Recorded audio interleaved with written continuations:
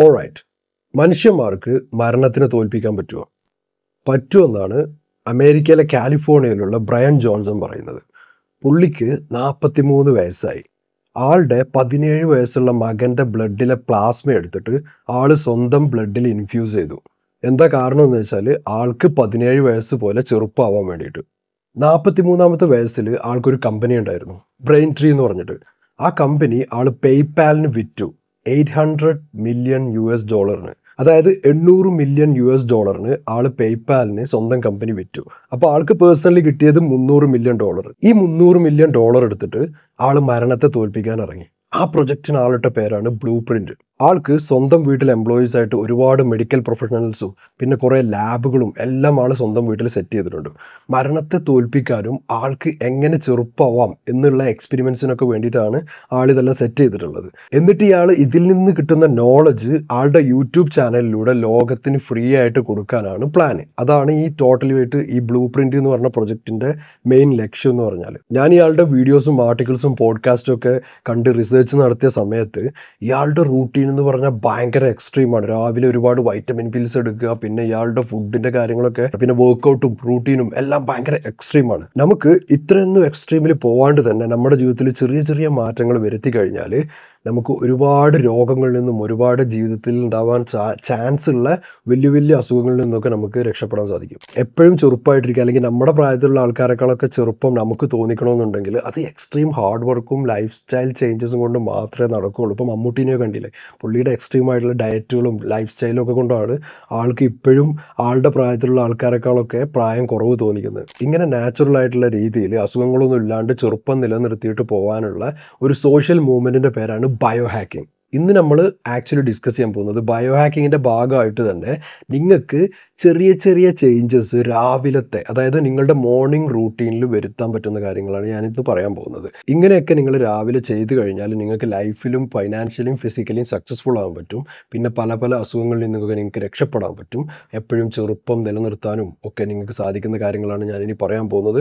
അതുകൊണ്ട് വീഡിയോ ഫുള്ളായിട്ട് കാണാം. ഞാനൊരിക്കലും നിങ്ങളുടെ അടുത്ത് പറയില്ല നിങ്ങൾ 4 മണിക്ക് എണീക്കണം എന്നിട്ട് രാവിലെ എണീറ്റിട്ട് ഓടാൻ പോകണം. അങ്ങനെ ഒരുപാട് ബില്യണേഴ്സൊക്കെ ലൈഫിൽ സക്സസ്ഫുൾ ആയത് അതൊക്കെ ചെയ്തിട്ടാണ്, അല്ലെങ്കിൽ രാവിലെ 5 മണിക്ക് എണീക്കണം, അങ്ങനെയൊന്നും ഞാൻ പറയില്ല.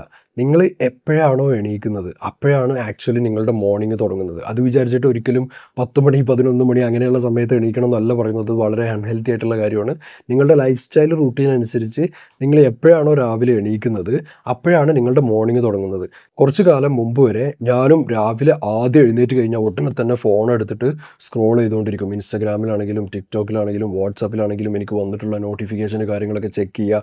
ഇതൊക്കെ തന്നെയായിരുന്നു ഞാനും ചെയ്തിരുന്നത്. അങ്ങനെ ഒരു 10-20 മിനിറ്റ് ബെഡിൽ കിടക്കും, അല്ലെങ്കിൽ അരമണിക്കൂർ ബെഡിൽ കിടക്കും. പിന്നെയാണ് നമ്മൾ എണീറ്റിട്ട് ഷവറൊക്കെ കഴിഞ്ഞ് ജോലിക്ക് പോവുക, അല്ലെങ്കിൽ നമ്മുടെ ബിസിനസ് കാര്യങ്ങളൊക്കെ ആയിട്ട് അതിന് പോവുക ചെയ്യുന്നത്. പക്ഷേ അത് നിങ്ങളുടെ ലൈഫിൽ ഉണ്ടാക്കുന്ന നെഗറ്റീവ് ഇമ്പാക്റ്റ് അത് വേറെ ലെവൽ തന്നെയാണ്. ആക്ച്വലി മോർണിംഗ് റൂട്ടീൻ എന്ന് പറഞ്ഞ സംഭവം തുടങ്ങുന്നത് തലേന്ന് രാത്രിയാണ്. തലേന്ന് രാത്രി എന്ന് പറഞ്ഞാൽ നിങ്ങൾ ഉറങ്ങാൻ കിടക്കാൻ പോകുന്നതിൻ്റെ മുമ്പ് തന്നെ നിങ്ങളുടെ മോർണിംഗ് റൂട്ടീന് തുടങ്ങണം. ആദ്യം നിങ്ങൾ ചെയ്യേണ്ട സംഭവം എന്താണെന്ന് വെച്ചാൽ രാവിലെ നിങ്ങൾ എപ്പോഴാണോ എണീക്കുന്നത് അതിൻ്റെ ഒരു 8 മണിക്കൂർ അല്ലെങ്കിൽ 7 മണിക്കൂർ മുമ്പ് ഉറങ്ങാൻ പ്ലാൻ ചെയ്യുക.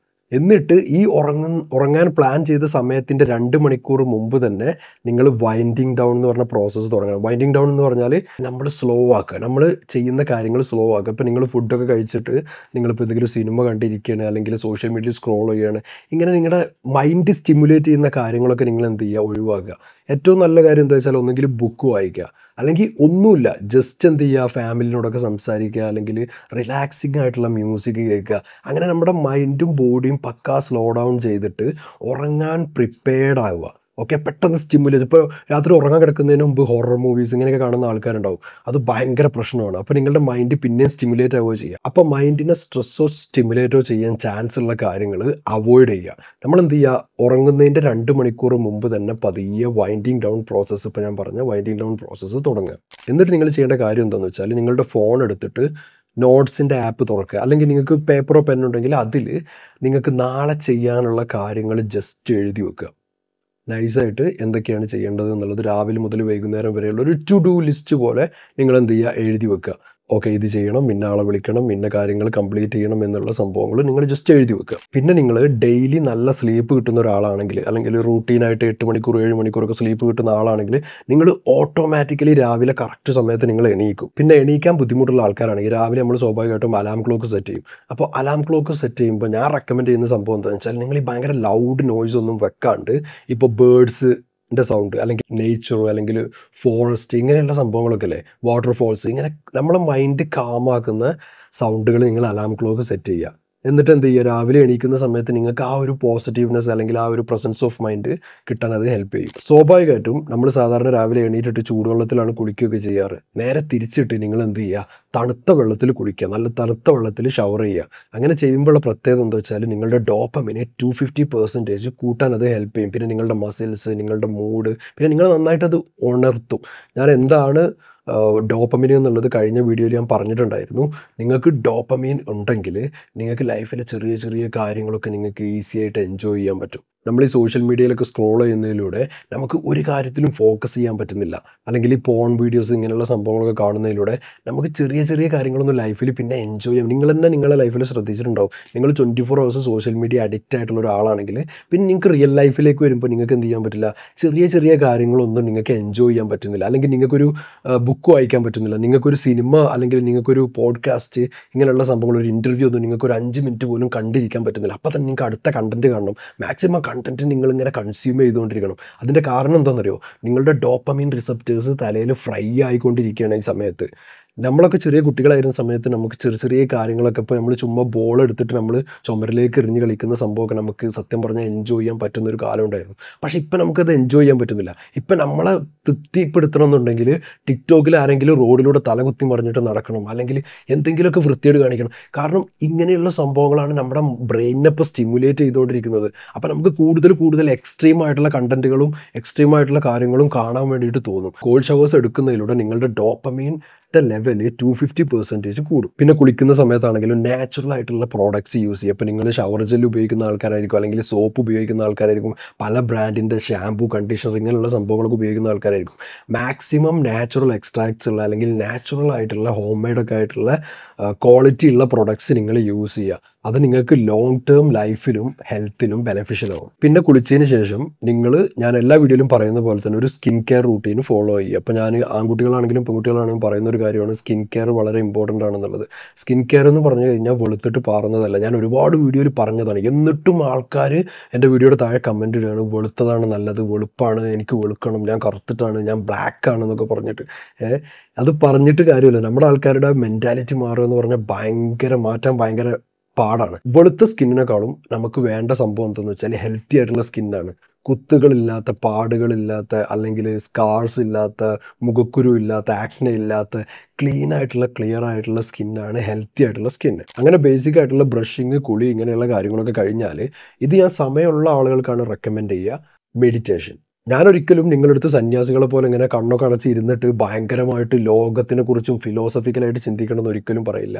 മെഡിറ്റേഷൻ എന്ന് പറഞ്ഞാൽ നമ്മുടെ മൈൻഡിനെ രാവിലെ കാം ഡൗൺ ചെയ്യാനുള്ള ഒരു പ്രോസസ്സാണ്. ഇപ്പോൾ നിങ്ങൾക്ക് സമയം ഉണ്ടെന്നുണ്ടെങ്കിൽ നിങ്ങൾ ബെഡിലിരിക്കാം, അല്ലെങ്കിൽ നിങ്ങൾക്ക് നിങ്ങളുടെ ബാൽക്കണിയിലിരിക്കാം, എവിടെയാണെങ്കിലും നിങ്ങൾ ജസ്റ്റ് എന്ത് ചെയ്യുക, സ്റ്റഡി ആയിട്ടൊന്ന് ഇരുന്നിട്ട് കൈ ഇങ്ങനെ വെച്ചിട്ട് തന്നെ ഇരിക്കാം. ഇരുന്നിട്ട് അധികം ബഹളമൊന്നും ഇല്ലാത്ത, അധികം ഡിസ്ട്രാക്ഷൻ ഒന്നും ഇല്ലാത്തൊരു സ്ഥലത്ത് പോയിട്ട് ഇരുന്നിട്ട് ഒരു minimum 10 minutes to 20 minutes just അങ്ങനെ ഇരിക്കുക.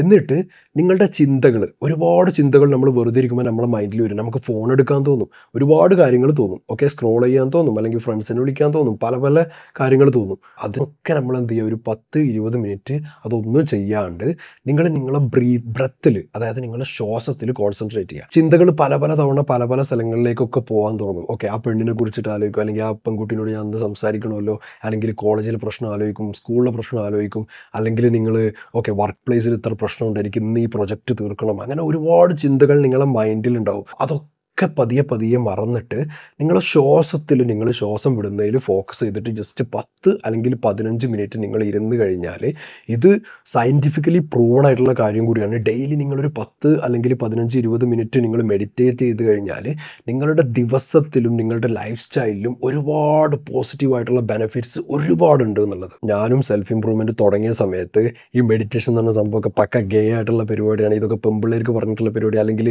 ഇതൊക്കെ സന്യാസിമാർ മാത്രം ചെയ്യുന്ന സംഭവമാണ്, നമ്മളിത് ചുമ്മാ ആൾക്കാർ പറയുന്നതാണെന്നൊക്കെയാണ് ഞാൻ ആദ്യം വിചാരിച്ചിരുന്നത്. പക്ഷേ ഇത് ലൈഫിൽ അപ്ലൈ ചെയ്ത് തുടങ്ങിയപ്പോൾ പിന്നെ എൻ്റെ ഡേയ്സിൽ ഞാൻ രാവിലെ മുതൽ വൈകുന്നേരം വരെ ഞാൻ നല്ല ഹാപ്പിയാണ്. ഓക്കെ, എന്തൊക്കെ പ്രശ്നങ്ങളുണ്ടെങ്കിലും നമുക്ക് ഓൾറെഡി ഒരു ഓട്ടോമാറ്റിക്കലി ഒരു ഹാപ്പിനെസ് നമ്മുടെ ഉള്ളിൽ വരും. അതിപ്പോൾ നിങ്ങളിപ്പോൾ അമ്പലത്തിലോ പള്ളിയിലൊക്കെ പോയി കഴിഞ്ഞാൽ അന്നത്തെ ഒരു ദിവസം നിങ്ങൾ ചിലപ്പോൾ ശ്രദ്ധിച്ചിട്ടുണ്ടാവും, അന്നത്തെ ഒരു ദിവസം ഭയങ്കര പോസിറ്റീവ് ആയിരിക്കും. ഇപ്പോൾ നിങ്ങൾ പള്ളിയിൽ രാവിലെ പോവാണ്, എന്നിട്ട് എന്താ പറയുക പ്രാർത്ഥിക്കുകയാണ്, അല്ലെങ്കിൽ അമ്പലത്തിൽ പോയി നിങ്ങൾ കാര്യങ്ങളൊക്കെ ചെയ്തു, എന്നിട്ട് പിന്നെ നിങ്ങൾ വർക്കിന് പോകുന്ന സമയത്ത് നിങ്ങൾക്ക് അവിടുന്ന് കിട്ടിയ ഒരു പോസിറ്റീവ് എനർജി ഉണ്ടല്ലോ, ആ സംഭവം നിങ്ങളുടെ കൂടെ തന്നെ ഉണ്ടാവും. അതുപോലെയാണ് ഈ മെഡിറ്റേഷൻ എന്ന് പറഞ്ഞാലും. അതായത് നിങ്ങൾക്കൊരു പോസിറ്റിവിറ്റി എന്നുള്ള സംഭവം നിങ്ങളുടെ മൈൻഡിൽ മെഡിറ്റേറ്റ് ചെയ്ത് കഴിഞ്ഞാൽ വരും. ഇനി നിങ്ങൾ സ്വാഭാവികമായിട്ടും ചിന്തിക്കും ഞാൻ പറയാൻ പോകുന്നത് ബ്രേക്ക്ഫാസ്റ്റിനെ കുറിച്ചിട്ടാണെന്നുള്ളത്. പണ്ടൊക്കെ നമ്മുടെ പൂർവികന്മാർ വേട്ടയാടി നടന്നിരുന്ന കാലത്ത് അവർ രാവിലെ എണീറ്റിട്ട് പുറത്ത് പോയിട്ട് വേട്ടയാടിയിട്ട് മാനിനെയോ മുയലിനെയോ അല്ലെങ്കിൽ ഏതെങ്കിലും മൃഗത്തിനെ ഹണ്ട് ചെയ്തിട്ട് കൊണ്ടുവന്ന് വീട്ടിൽ വന്നിട്ട് കഴിക്കണം. അപ്പോൾ അന്നത്തെ കാലം മുതൽ തന്നെ നിങ്ങൾക്ക് രാവിലെ ഭക്ഷണം കഴിക്കണമെന്നുണ്ടെങ്കിൽ നിങ്ങൾ ആ ഭക്ഷണം ഏൺ ചെയ്യണം. അതായത് നിങ്ങൾ ആ ഭക്ഷണം കഷ്ടപ്പെട്ടിട്ട് നിങ്ങൾ നേടണം. നമ്മളൊക്കെ എന്താണെന്ന് വെച്ചാൽ രാവിലെ എണീറ്റിട്ട് ഒരു പണിയെടുക്കാണ്ട് നേരെ വന്നിട്ട് രാവിലെ ബ്രേക്ക്ഫാസ്റ്റ് അങ്ങ് കഴിക്കും. സത്യം പറഞ്ഞാൽ ആ ഭക്ഷണം നമ്മൾ അർഹിക്കുന്നില്ല. രാവിലെ എണീറ്റിട്ട് നമ്മൾ വർക്ക് ചെയ്തിട്ട് വേണം അത് നേടണമെന്നേ ഞാൻ പറയുള്ളൂ. പിന്നെ ഹെൽത്ത് വൈസ് നോക്കുകയാണെങ്കിലും എനിക്ക് എൻ്റെ ലൈഫിലുണ്ടായ എക്സ്പീരിയൻസ് ഞാൻ പറഞ്ഞുതരാം. ഞാൻ ഒരു 20 വയസ്സ് കഴിഞ്ഞതിന് ശേഷം എനിക്ക് ഭക്ഷണം കഴിക്കുമ്പോൾ രാവിലെ എല്ലാ ദിവസവും ഞാൻ ബ്രേക്ക്ഫാസ്റ്റ് കഴിച്ചിട്ടായിരുന്നു ഞാൻ കോളേജിലേക്കും ഓഫീസിലേക്കൊക്കെ പോയിക്കൊണ്ടിരുന്നത്. ഇങ്ങനെ പോയിക്കൊണ്ടിരുന്ന സമയത്ത് എനിക്ക് ഗ്യാസ്ട്രിക് പ്രോബ്ലംസും കാര്യങ്ങളൊക്കെ ഭയങ്കരമായിട്ടുണ്ടായിരുന്നു. അങ്ങനെ ഞാൻ എന്ത് ചെയ്തു, കുറേ കാലം കഴിഞ്ഞ് റിസർച്ചൊക്കെ കഴിഞ്ഞതിന് ശേഷം ഈ ബ്രേക്ക്ഫാസ്റ്റിൻ്റെ റിയാലിറ്റി മനസ്സിലാക്കിയതിന് ശേഷം ഞാൻ ബ്രേക്ക്ഫാസ്റ്റ് സ്കിപ്പ് ചെയ്യാൻ തുടങ്ങി. സത്യം പറഞ്ഞു കഴിഞ്ഞാൽ രാവിലെ ഞാൻ എന്താ കഴിക്കുക എന്ന് വെച്ചാൽ രാവിലെ ഒരു കോഫി കഴിക്കും, അല്ലെങ്കിൽ ഒരു പഴം കഴിക്കും. അങ്ങനെ ഇനിയിപ്പോൾ മാക്സിമം വിശക്കുന്ന ആൾക്കാരുണ്ടെങ്കിൽ എന്തെങ്കിലും ബ്രെഡോ ക്രോസനോ അങ്ങനെ എന്തെങ്കിലും സംഭവങ്ങൾ കഴിക്കുക. എന്നിട്ട് ഏറ്റവും പ്രോപ്പറായിട്ടൊരു മീല് ഫുള്ളായിട്ട് കഴിക്കാൻ പറ്റിയ സമയം എന്ന് പറഞ്ഞാൽ കറക്റ്റ് ഉച്ചയ്ക്ക് 1 മണിയാണ്. അതുവരെ ഞാൻ എൻ്റെ പേഴ്സണലി ഞാനൊന്നും കഴിക്കാറില്ല.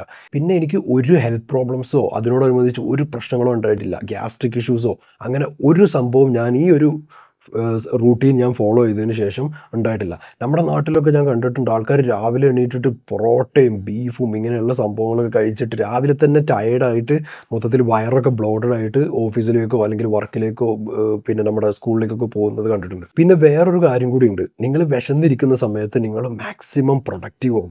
ഇപ്പം ഞാൻ രാവിലെ 1-2 കോഫിയൊക്കെ കഴിച്ചതിന് ശേഷം പിന്നെ എനിക്ക് എൻ്റെ പേഴ്സണലായിട്ടുള്ള വർക്കുകൾ കാര്യങ്ങളൊക്കെ ചെയ്യാനെന്ന് പറഞ്ഞാൽ ഞാൻ മാക്സിമം ഒരു 1 മണിക്ക് ആവുന്നതിന് മുമ്പ് ഒരുപാട് വർക്ക് ചെയ്യാൻ തീർക്കും. പിന്നെ ഫുഡ് കഴിച്ച് കഴിഞ്ഞ് കഴിഞ്ഞാൽ പിന്നെ നമുക്ക് എന്ത് ചെയ്യും, നമ്മൾ മൊത്തത്തിൽ സ്ലോ ഡൗൺ ആവും, അല്ലെങ്കിൽ നമ്മൾ ഒന്ന് ക്ഷീണവും കാര്യങ്ങളൊക്കെ വരും. അപ്പോൾ ഞാൻ പറഞ്ഞു വന്നത് എന്താണെന്ന് വെച്ചാൽ വയറ് നിറച്ച് ബ്രേക്ക്ഫാസ്റ്റ് എന്ന് പറഞ്ഞ കോൺസെപ്റ്റ് തന്നെ പുതിയ തലമുറയ്ക്ക് വേണ്ടിയിട്ട് പുതിയ സയൻറ്റിസ്റ്റുകളും പുതിയ ഡോക്ടർമാരും ഉണ്ടാക്കിയ ഒരു സംഭവമാണ്.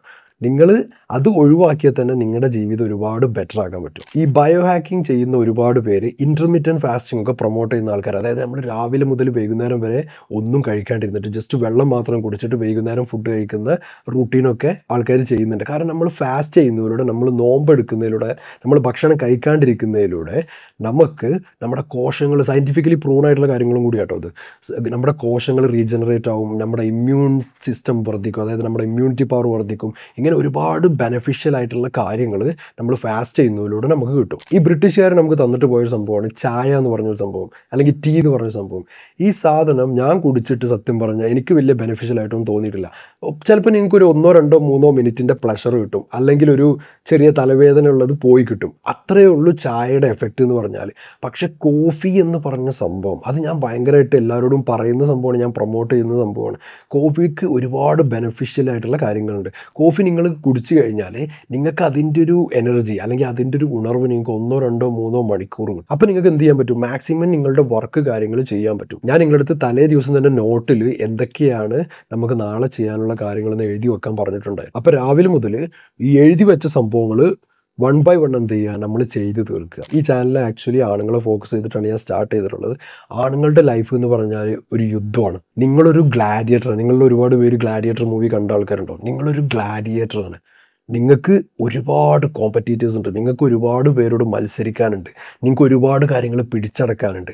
ജീവിതത്തിൽ നിങ്ങൾക്ക് ഒരുപാട് രാജ്യങ്ങൾ കോൺകർ ചെയ്യാനുണ്ട്, നിങ്ങൾക്ക് ഒരുപാട് കാര്യങ്ങൾ നിങ്ങൾക്ക് നേടാനുണ്ട്. ആ മലയുടെ മുകളിൽ നിങ്ങൾക്ക് എത്താനുണ്ട്. ജീവിതത്തിൽ ഓരോ സ്റ്റെപ്പ് കയറി ചില സമയത്ത് മലയുടെ മുകളിൽ നിന്ന് കല്ലൊക്കെ വന്നിട്ട് നിങ്ങളുടെ തലയിലടിച്ച് നിങ്ങൾ പിന്നെയും താഴോട്ട് പോകും. പക്ഷേ നിങ്ങൾ എന്ത് ചെയ്യും? പിന്നെയും കയറി മല കയറി അവസാനം നിങ്ങൾ മുകളിലെത്തണം. ഇങ്ങനെ മുകളിലെത്താൻ താല്പര്യമുള്ള ഒരു കമ്മ്യൂണിറ്റീനെയാണ് ആക്ച്വലി ഞാൻ ഈ ചാനലിലൂടെ ബിൽഡ് ചെയ്യാൻ ശ്രമിക്കുന്നത്. ഞാനും ഈ ഒരു സ്വയം ഇമ്പ്രൂവ് ചെയ്യാനുള്ള യാത്രയിലാണ്. നിങ്ങൾ എൻ്റെ കൂടെ കട്ടക്ക് നിന്ന് കഴിഞ്ഞാൽ നമുക്ക് എല്ലാവർക്കും കൂടെ ആ മലയുടെ മുകളിൽ ഈസി ആയിട്ട് എത്താൻ പറ്റും. അപ്പോൾ ഞാൻ ഇനി ബയോ ഹാക്കിങ്ങിനെ കുറിച്ചിട്ടും സെൽഫ് ഇമ്പ്രൂവ്മെൻറ്റിനെ കുറിച്ചിട്ടും, അതായത് സ്വയം ഇമ്പ്രൂവ് ചെയ്യാനുള്ള കാര്യങ്ങളെ കുറിച്ചിട്ടും ഒരുപാട് വീഡിയോസ് ഇനി ചെയ്യുന്നതായിരിക്കും. അപ്പോൾ സബ്സ്ക്രൈബ് ചെയ്യാത്ത ആളുകളൊക്കെ സബ്സ്ക്രൈബ് ചെയ്യുക. Thanks for watching. Your mind's got the key ingredient, it's belief. They deceive with the negativity, but I just slide right by that energy. Even when you feel low, you can still go. Even when you feel slow, you can still go.